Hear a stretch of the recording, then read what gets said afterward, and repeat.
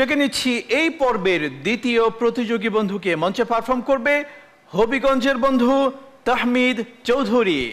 আল্লাহর নামে সুর তুলে যায় হই যে আসসালামু আলাইকুম ওয়া রাহমাতুল্লাহি ওয়া বারাকাতুহু। তাহমিদ চৌধুরী, তোমাকে স্বাগত।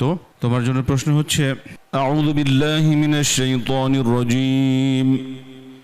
ইন্না শাজারাতাজ যাক্কুম। আউযু বিল্লাহি মিনাশ শাইতানির রাজীম। বিসমিল্লাহির রাহমানির রাহিম।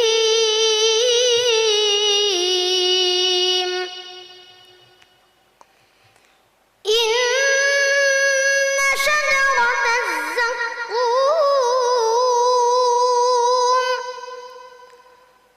طعام الأثيم كالمهل يغلي في البطون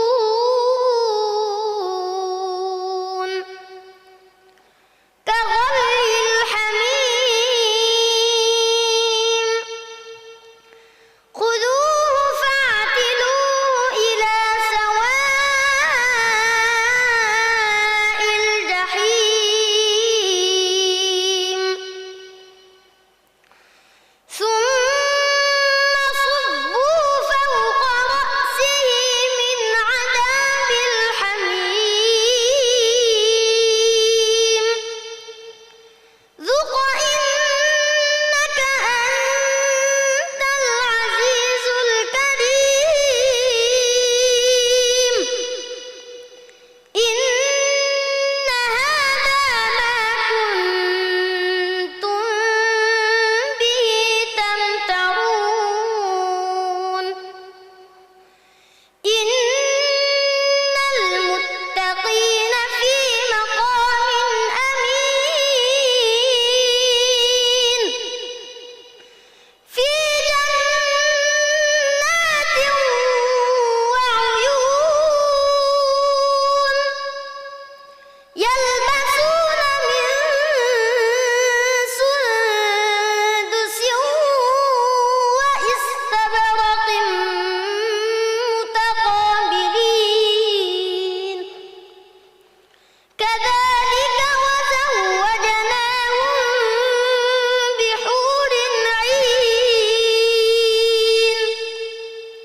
يدعون فيها بكل فاكهة آمنين হাসবুক।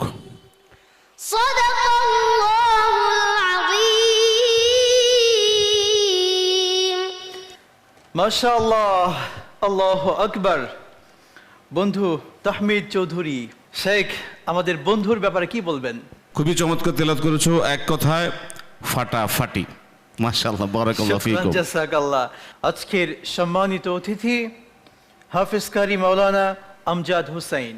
আলহামদুলিল্লাহ, আল্লাহ পাকের শুক্রিয়া যে আল্লাহ পাক এই ছোট্ট বাচ্চা মুখ থেকে আমাদেরকে এত সুন্দর তেলাওয়াত শোনালো।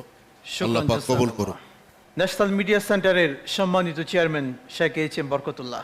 তোমার কণ্ঠটা সকলের চেয়ে একটা আলাদা ব্যতিক্রম। তুমি এক জাদুর জীবন কাঠি, অর্থাৎ মহাগ্রন্থ আল কোরআন, একটা পরশ পাথর, সেটাকে এত সুন্দরভাবে তুমি যে পেশ করছো, এটা আমাদের অন্তর ভরে গিয়েছে। মাশাআল্লাহ, তুমি সামনে এগিয়ে যাবে। তোমার জন্য অনেক অনেক শুভকামনা। আসসালামু আলাইকুম ওয়া রাহমাতুল্লাহি ওয়া বারাকাতুহু। প্রিয় দর্শক।